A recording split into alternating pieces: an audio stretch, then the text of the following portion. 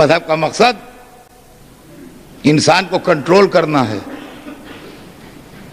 اللہ نے یہ کائنات بنائی ہے،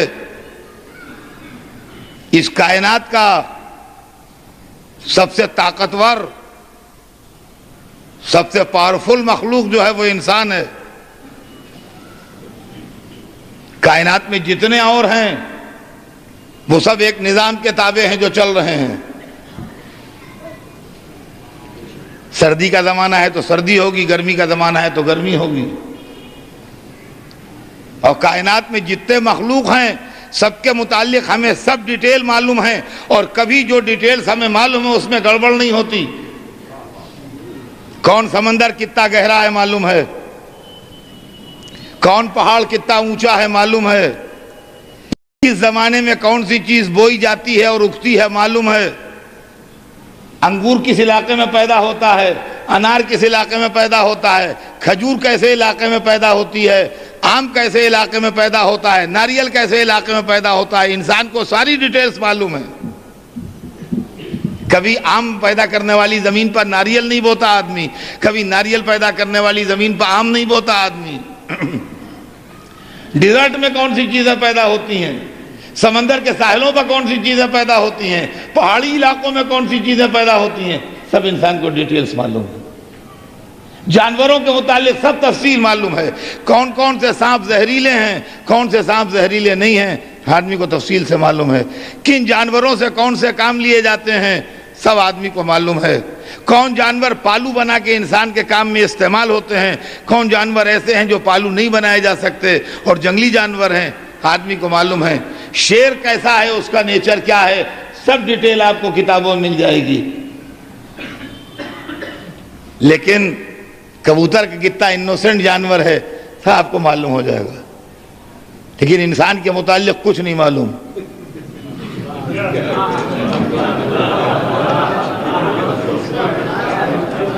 انسان کے متعلق کچھ نہیں معلوم۔ کون سمندروں سے زیادہ گہرا ہے ہمیں نہیں معلوم، کون پہاڑوں سے زیادہ اونچا ہے ہمیں نہیں معلوم، کون کبوتر سے زیادہ انوسنٹ ہے ہمیں نہیں معلوم، کون سانپ سے زیادہ زہریلا ہے ہمیں نہیں معلوم،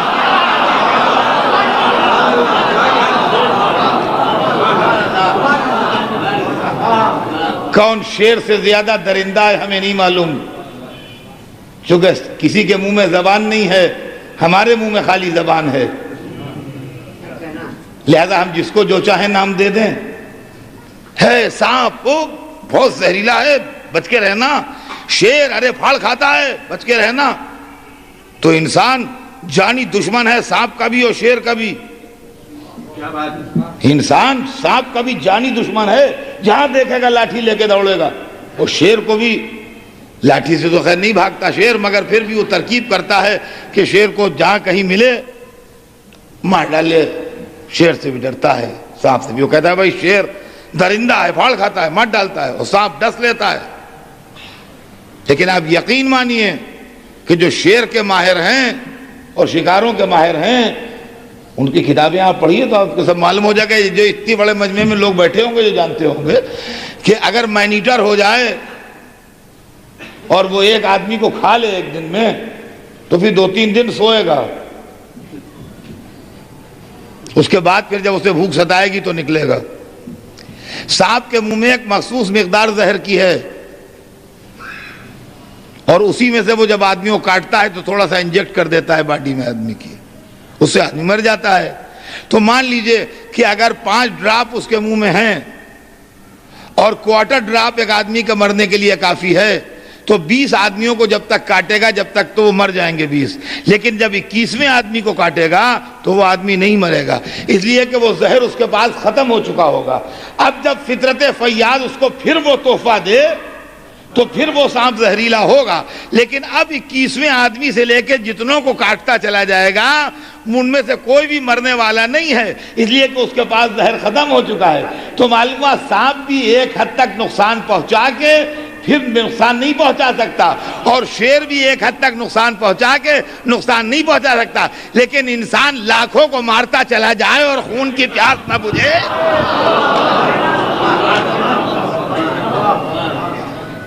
یہ ہے انسان، یہ ہے انسان کہ لاکھوں کو مار ڈالے، شہر کے شہر جلا دے اور اس کے بعد بھی خون کی پیاس نہ بجھے، اس کا نام انسان ہے۔ تو یہ عجیب و غریب مخلوق ہے جس کا نام انسان ہے، ہر چیز معلوم ہے۔ اب خیر یہاں کا تو موسم دوسرا رہتا ہے، ہمارے یہاں لکھنؤ میں سردی اب کی بہت تیز پڑی، مگر یہ کہ جنوری دسمبر میں ہمیشہ سردی ہوتی ہے اور جون جولائی میں ہمیشہ گرمی ہوتی ہے۔ تو جب کبھی آپ لکھنؤ جون جولائی میں آئیے تو قطعاً کوئی سویٹر یا کوئی گرم کپڑا لے کے نہ آئیے گا، خالی لادنا پڑے گا اور کچھ نہیں، بالکل مہین کرتے اور بالکل ٹھنڈے سے ٹھنڈے کپڑے جو ہوتے ہیں وہاں پاس وہ لے کے آئیے اگر لکھنؤ جون جولائی میں آئیے۔ اور اگر کبھی جنوری دسمبر میں آئیے لکھنؤ تو جو بھی آپ کے پاس گرم سامان ہو وہ ضرور لائیے، اس لیے کہ ورنہ آپ پریشان ہو جائیں گے وہاں کی سردی سے۔ تو دسمبر جنوری میں لکھنؤ میں ہمیشہ سردی رہتی ہے اور جون جولائی میں لکھنؤ میں ہمیشہ گرمی رہتی ہے اور پسینہ بہتا ہے۔ یہ موسم ہیں جو معلوم ہے، اطمینان ہے، یقین ہے کہ جون جولائی میں سردی نہیں ہوگی اور دسمبر جنوری میں گرمی نہیں ہوگی، لیکن انسان کب جنوری سے جون ہو جائے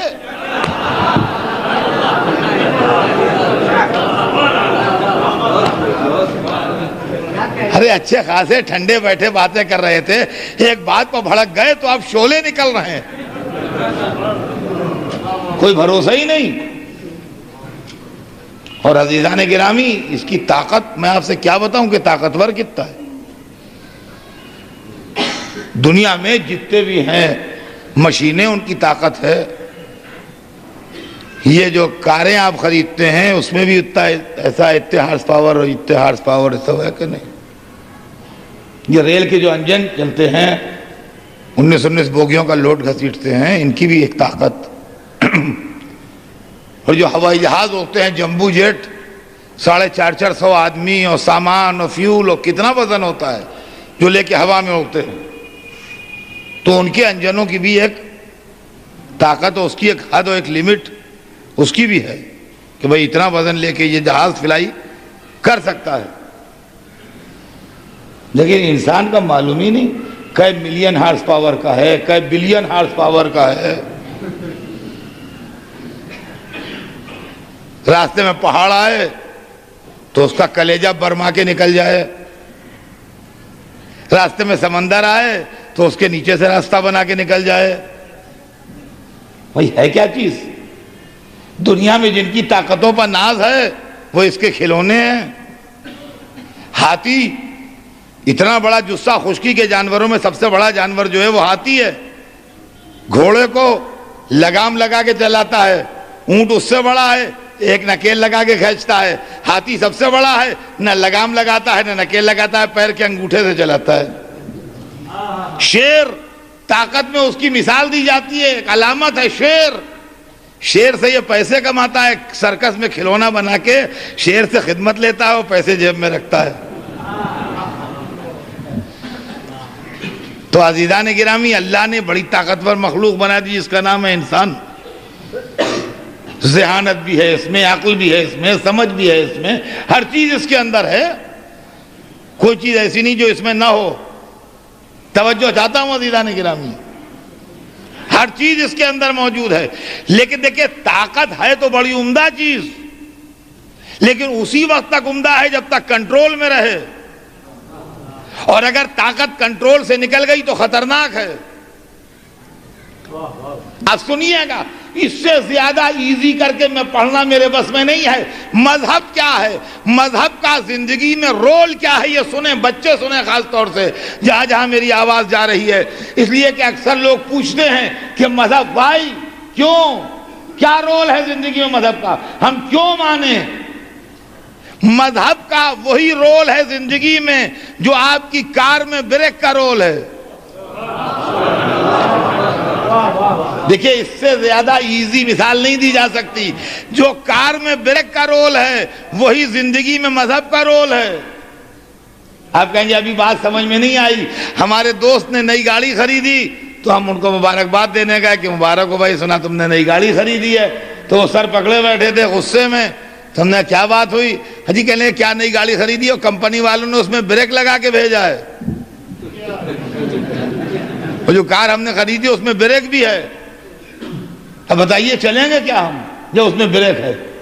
تو نے کہا بھیا بریک کا مطلب یہ نہیں ہے کہ آپ بریک لگائے کھڑے رہیے، آپ جائیے آئیے چلیے پھریے، آپ کو نئی گاڑی پر گھومنا مبارک ہو، لیکن جب سگنل ریڈ ہو جائے تو بریک لگائیے، جب کوئی سامنے آ جائے تو بریک لگائیے، جب آپ کو یا کسی دوسرے کو آپ کی وجہ سے خطرہ ہو تو بریک لگائیے، ورنہ جب سڑک سیدھی ہو تو چلے جائیے، ہر وقت بریک لگائے۔ بریک کا مطلب یہ تھوڑی ہے کہ خالی بریک لگائے کھڑے رہیں، بس جس طریقے سے کار میں بریک کا یوز ہے ویسے ہی زندگی میں مذہب کا یوز ہے۔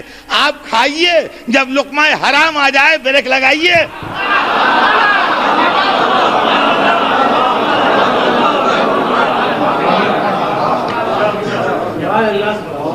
آپ سنیے، جب غیبت آ جائے بریک لگائیے، آپ بولیے، جب جھوٹ آ جائے بریک لگائیے۔ سمجھے آپ زندگی میں مذہب کا کیا رول ہے؟ تو مذہب انسان کو ایک اچھا انسان بنانا چاہتا ہے، مذہب کا مقصد ہے کہ انسان ایک اچھا انسان بنے۔